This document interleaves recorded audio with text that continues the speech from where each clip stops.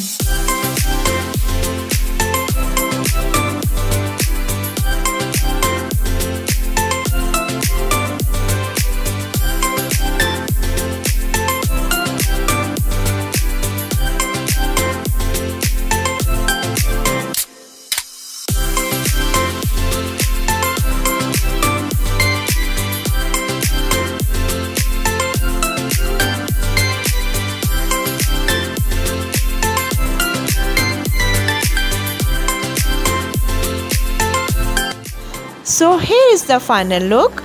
I hope you liked it. See you in my next video. Bye bye.